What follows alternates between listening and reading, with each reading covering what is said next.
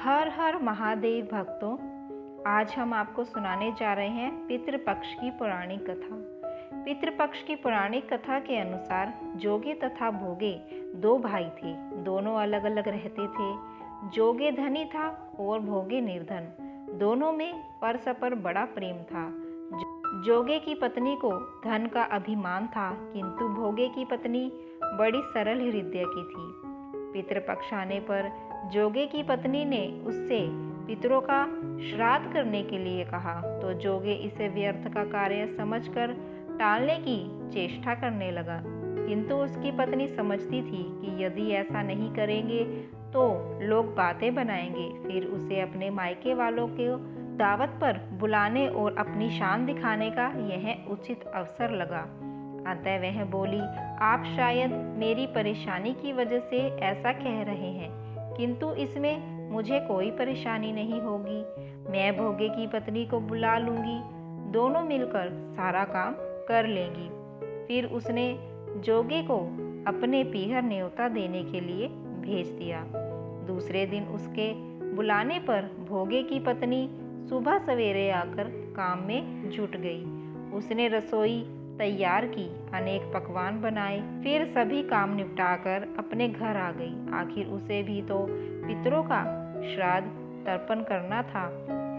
इस अवसर पर ना जोगे की पत्नी ने उसे रोका, ना वह रुकी। शीघ्र ही दोपहर हो गई। पितर भूमि पर उतरे। जोगे भोगे के पितर पहले जोगे के यहाँ गए तो क्या देखते हैं कि उसके ससुराल वाले वहाँ भोजन पर जुटे हुए हैं। निराश होकर वे भोगे के यहाँ गए।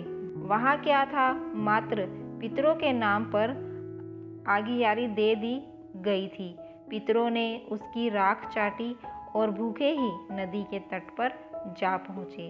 थोड़ी देर में सारे पितर इकट्ठे हो गए और अपने अपने यहाँ के श्राद्धों की बड़ाई करने लगे। जोगे भोगे के पितरों ने भी अपनी आपबीती सुनाई।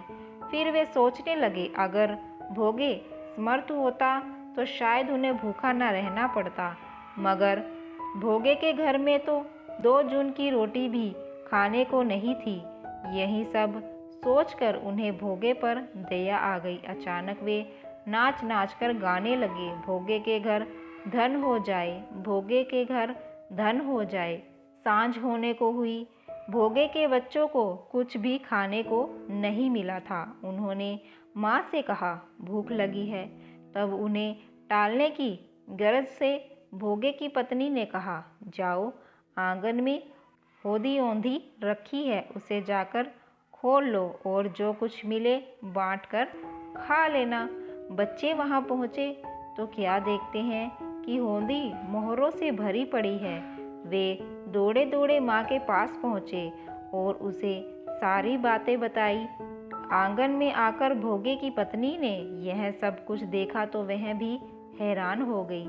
इस प्रकार भोगे भी धनी हो गया, मगर धन पाकर वह घमंडी नहीं हुआ। दूसरे साल का पितृपक्ष आया। श्राद्ध के दिन भोगे की स्त्री ने 56 प्रकार के व्यंजन बनाए।